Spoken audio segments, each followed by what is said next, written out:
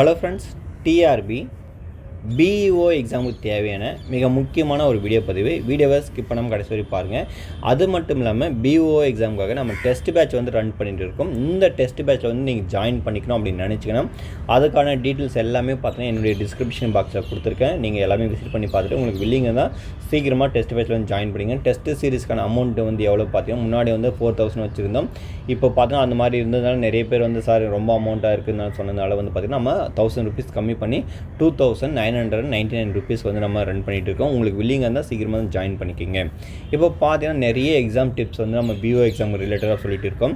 அதாவது எல்லாமே exam point of வியூவில் ஒரு சில இன்ஃபர்மேஷன் இந்த சின்ன சின்ன மிஸ்டேக்ஸ் செய்யாமல் இருந்தால் உங்களுடைய மார்க் ஆட்டோமேட்டிக்காக இன்க்ரீஸ் ஆகுன்ற பட்சத்தில் சின்ன சின்ன அந்த அவேர்னஸ் வீடியோஸாகவும் எக்ஸாம் டிப்ஸ்னு சொல்லிட்டு இருக்கோம். அந்த வகையில் நம்ம என்ன சொல்லிட்டு இருக்கோம், இந்த வீடியோவில் என்ன பார்க்க போகிறோம் அப்படின்னு பார்த்தீங்கன்னா, தேர்வுக்கு படிக்கும் முன் நன்றாக கவனிக்க வேண்டியவை. அதாவது ஒரு எக்ஸாமுக்கு நீங்கள் ப்ரிப்பேர் பண்ணுறீங்க, ப்ரிப்பேர் பண்ணுறதுக்கு முன்னாடி என்ன நல்லா லேர்ன் பண்ணணும், என்ன நல்லா கற்றுக்கணும், என்ன நல்லா கவனிக்கணும் அப்படின்றத ஒரு சில இன்ஃபர்மேஷன் மேஜராக ஒரு 3 இன்ஃபர்மேஷன் சொல்லியிருக்கேன். அதை கொஞ்சம் நல்லா கவனித்து நீங்கள் அதுக்கு தகுந்த மாதிரி கொஞ்சம் ப்ரிப்பரேஷன் ஸ்டார்ட் பண்ணுங்கள். அதுக்காக சொல்லிக்கிறேன். ஃபஸ்ட்டு பாயிண்ட், சரிங்களா? என்ன சார் ஃபஸ்ட்டு பாயிண்ட்டாக கொடுத்துருக்கோம் அப்படின்னா, சூழ்நிலைகள் சுச்சுவேஷன் அப்படின்னு சொல்லியிருப்பாங்க. இப்போது எல்லாருக்குமே தெரியும், ஒரு காம்படிட்டிவ் எக்ஸாம் சொல்லும்போது நிறைய பேருக்கு பார்த்திங்கன்னா மேரேஜ் ஆகிட்டு படிப்பாங்க. சில பேர் யங்கர்ஸாக கூட உட்காந்து படிச்சுட்டு இருப்பாங்க, மேரேஜ் ஆகாமல் கூட படிச்சுட்டு இருப்பாங்க. இவங்களுக்கு எல்லாருக்குமே நான் சொல்லக்கூடிய ஒரே ஒரு விஷயம் என்னென்னா, சுச்சுவேஷன் தகுந்த மாதிரி நம்ம படிக்க ஸ்டார்ட் பண்ணணும். ஏன்னா எப்போயுமே ஒரே மாதிரி படிக்கக்கூடாதுல்ல. ஏன்னா ஒரே மாதிரி நம்ம படிச்சுட்டு இருந்தால் நம்மளுடைய காலங்கள் தான் நம்மளுக்கு வீணடிக்கும். அதுக்காக சொல்லிக்கிறேன். ஏன்னா நேரத்துக்கு தகுந்த மாதிரி நம்ம மாற தெரியும்னு சொல்லுவாங்க சில பேர். ஏன்னா பச்சந்தி கூட சொல்லுவாங்க. பச்சந்தி பார்த்திங்கன்னா அந்த இடத்துக்கு தகுந்த மாதிரி அதனுடைய நிறத்தை மாற்றிக்குமா, சரிங்களா? காரணம் என்னென்னு உங்களுக்கு தெரியும். அதே மாதிரி தான் இந்த இடத்துல பார்த்திங்கன்னா நம்முடைய நேரத்துக்கு தகுந்த மாதிரி நம்ம என்ன பண்ணணும், சூழ்நிலைக்கு தகுந்த மாதிரி நம்ம ப்ரிப்ரேஷன் பண்ணக்கூடிய அந்த ஐடியாவை அந்த டோட்டலாக நம்ம அந்த டார்கெட் மாற்றி படிக்க தெரியணும். அதாக சொல்லிக்கிறேன். ஏன்னா இந்த இடத்துல ஒவ்வொரு பர்சனுக்கும் கம்பேர் பண்ணும்போது ஒரு பர்சன் சுச்சுவேஷன் ஒரே மாதிரி இருக்காது. சில பேர் பார்த்தீங்கன்னா நிறைய கமிட்மெண்ட் வச்சு படிப்பாங்க, சில பேர் பார்த்தீங்கன்னா ஃப்ரீயாக படிப்பாங்க. அதுக்காக நிறைய இருக்குது. அதுக்கப்புறம் பார்த்தீங்கன்னா ஹவுஸ் ஒய்ஃபெல்லாம் பார்த்தீங்கன்னா வீட்டிலேருந்து படிப்பாங்க. இதே பார்த்தீங்கன்னா ஒரு கேர்ளுக்கு இருக்கக்கூடிய பிரச்சனை பார்த்தீங்கன்னா பாய்ஸுக்கு இருக்காது, பாய்ஸுக்கு இருக்கக்கூடிய பிரச்சனை பார்த்தீங்கன்னா கேர்ள்ஸுக்கு இருக்காது. இது மாதிரி நிறைய வாதங்கள் இருக்குது. அதுக்காக என்ன சொல்ல வரேன்னா, இருக்கக்கூடிய நாட்களை கரெக்டாக பயன்படுத்துங்க. அதான் நம்ம சொல்ல வர மிகப்பெரிய ஒரு இம்பார்ட்டன்ட். நோட்டிஃபிகேஷன் வரத்துக்கு முன்னாடி நீங்கள் படிக்கக்கூடிய லெவலுக்கும் நோட்டிஃபிகேஷன் வந்த பின்னாடி நீங்கள் படிக்கக்கூடிய லெவலுக்கும் வித்தியாசம் இருக்கணும். நோட்டிஃபிகேஷன் வரும்போது தான் ஒரே மாதிரி தான் படித்தேன், நோட்டிஃபிகேஷன் வந்த பின்னாடி ஒரே மாதிரி தான் படிக்கணும்னு சொல்லிட்டு பார்த்தீங்கன்னா ரொம்ப ரொம்ப தப்பு. அந்த மாதிரி படிக்கக்கூடாது. நோட்டிஃபிகேஷன் வரத்துக்கு முன்னாடி ஒரு 6 மணி நேரம் நீங்கள் படிச்சிட்டிங்கன்னா நோட்டிஃபிகேஷன் வந்த பின்னாடி ஒரு 10 மணி நேரம் படிக்க ஸ்டார்ட் பண்ணணும். அதுக்காக சொல்லிக்கிறேன். அப்போ சுச்சுவேஷன் பார்த்தீங்கன்னா ஒரே மாதிரி இருக்காது. அது நல்லா புரிஞ்சுங்க. இங்கே பசங்களை பொறுத்தவரை என்ன சொல்லிட்டா மிகப்பெரிய ஒரு பிரச்சனையாக இருக்கும் கம்பேர்ட் டு கேர்ள்ஸ் பார்க்கும்போது. கேர்ள்ஸை பொறுத்தவரை ஒரு வீட்டில் காசு கொடுத்து படிக்க வைப்பாங்க. ஆனால் ஒரு பசங்களை பொறுத்தவரை எல்லாமே இவங்களே ஏர்ன் பண்ணி நீங்கள் படிக்கிற மாதிரி தான் இருக்கும். சில சுச்சுவேஷன்ஸ்க்காக சொல்கிறேன். அப்படி இருக்கும்போது அந்த கஷ்டத்தை உணர்ந்து படிங்க. அதுக்காக சொல்லிக்கிறேன். ஏன்னா நம்ம இன்றைக்கி எவ்வளோ கஷ்டப்படுறோமோ அதை கவனிச்சிங்கன்னா, நல்லா லேர்ன் பண்ணிங்கன்னா, நிறைய உணர்ந்தீங்கன்னா கண்டிப்பாக எக்ஸாம் பாசிட்டிவான ரிசல்ட் தான் வரும். அப்போ அந்த கஷ்டத்தை உணர கற்றுக்குங்க. அதுக்காக நான் சொல்லிக்கிறேன், சரிங்களா? மற்றபடி உங்களுக்கு 1008 கஷ்டம் இருக்கும். பட் எக்ஸாம் டைமில் வரும்போது அந்த 120 நாட்கள், சரிங்களா, அந்த 120 நாட்களை உங்களுடைய கஷ்டங்கள், உங்களுடைய எல்லாமே கொஞ்சம் தள்ளி வச்சுட்டு கொஞ்சம் எக்ஸாம் ப்ரிப்பேர் பண்ண போகிறோம். ஸோ நல்லா பண்ணணும். இதுதான் என்னுடைய லாஸ்ட் அட்டம்ப்டாக நினச்சி கண்டிப்பாக நல்லா படிச்சிங்கன்னா உங்களுடைய ரிசல்ட் பாசிட்டிவாக வரதுக்கு நிறைய சான்சஸ் இருக்குது. இங்கே கேர்ள்ஸுக்கும் நிறைய ப்ராப்ளம் இருக்குது. அது எல்லாமே அவங்க ஃபேஸ் பண்ணி தான் படிச்சுட்டு இருக்காங்க. அதனால் உங்களுக்கு நான் என்ன சொல்ல வரேன்னா, மிகப்பெரிய ஒரு ப்ராப்ளம்லாம் கொஞ்சம் தள்ளி வச்சுட்டு கொஞ்சம் இதுக்கான டைம் ஒரு 120 நாட்களில், ஏன்னா 4 மாதம் சொல்லும்போது நம்மளுக்கு மிகப்பெரிய ஒரு மாற்றத்தை உருவாக்கிட்டு போகிறது கிடையாது. அதனால் முடிஞ்ச அளவுக்கு எக்ஸாமை கொஞ்சம் நல்லா ஃபோக்கஸ் பண்ணுங்கள். வேக்கன்சிக்கு தகுந்த மாதிரி உங்களுடைய ப்ரிப்பரேஷன் மாறணும். அதான் ரொம்ப ரொம்ப முக்கியம், சரிங்களா? 10 வேக்கன்சி கொடுக்கும்போது எப்படி படிக்கணும், 100 வேக்கன்சி கொடுக்கும்போது எப்படி படிக்கணும், அதனால ஞாபகம் வச்சு படிங்க. ரொம்ப ரொம்ப முக்கியம். அதுக்கப்புறம் பார்த்தீங்கன்னா செகண்ட் பாயிண்ட்டாக நம்ம என்ன சொல்ல போகிறோம் அப்படின்னு பார்த்தீங்கன்னா, ஃபுல் டைம் ப்ரிப்பரேஷன், அதுக்கப்புறம் பார்த்தீங்கன்னா பார்ட் டைம் ப்ரிப்பரேஷன் அப்படின்னு சொல்லிக்கலாம்.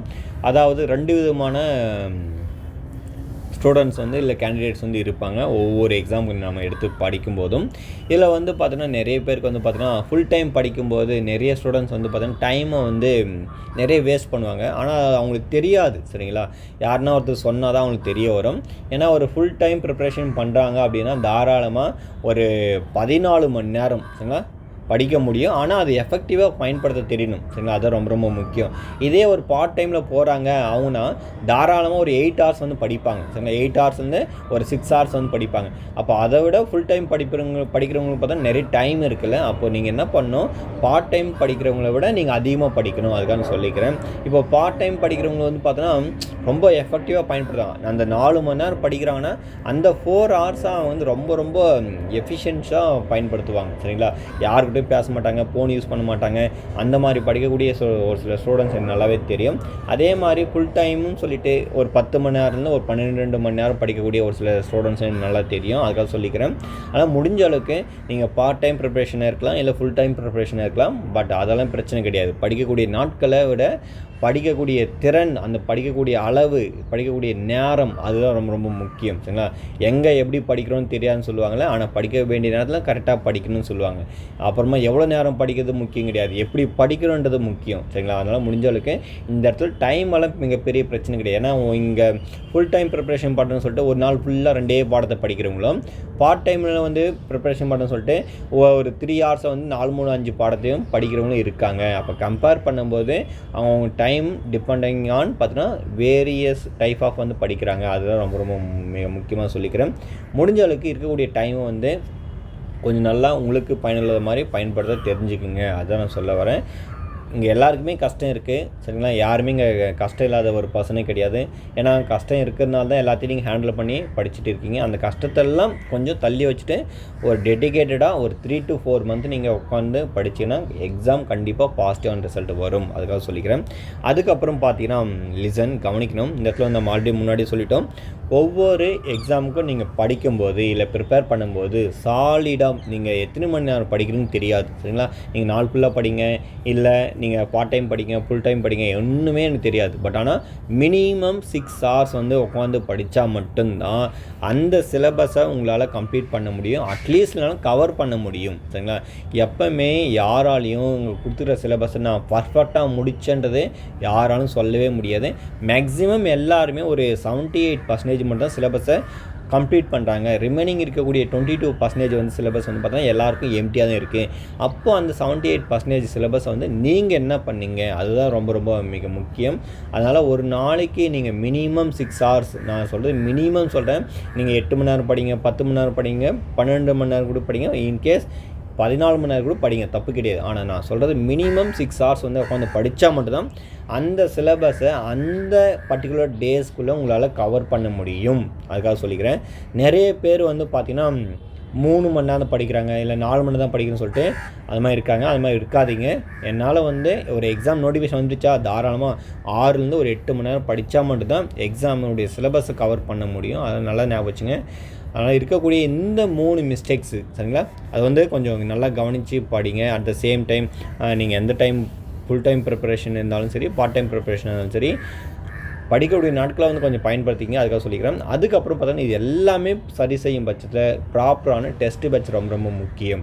நீங்கள் படிச்சுட்டே இருந்தால் மட்டும் போதாது. உங்களுடைய நாலேஜை செக் பண்ணிக்கணும். அப்படின்னா உங்களுடைய நாலேஜை செக் பண்ணணும்னா ஒரு ப்ராப்பரான டெஸ்ட் பேட்ச் முக்கியம். அந்த ப்ராப்பரான டெஸ்ட் பேட்ச் வந்து எங்கே கண்டக்ட் பண்ணுறாங்க, யார் கண்டக்ட் பண்ணுறாங்க, எந்த சார், எந்த மேம், எந்த சிஸ்டர், எந்த ப்ரோ, எல்லாமே சரிங்களா அனலைசிஸ் பண்ணி இவங்ககிட்ட படித்தா நல்லாயிருக்கும், இவங்ககிட்ட டெஸ்ட் பேட்ச் போட்டால் நல்லாயிருக்கும் அப்படின்னு சொல்லிட்டு உங்களுக்கு யார்கிட்ட தோணுதோ அவங்ககிட்ட டெஸ்ட் பேட்ச் ஜாயின் பண்ணி ப்ரிப்பேர் பண்ண ஸ்டார்ட் பண்ணுங்கள். மீண்டும் அடுத்த வீடியோவில் சந்திப்போம். நன்றி.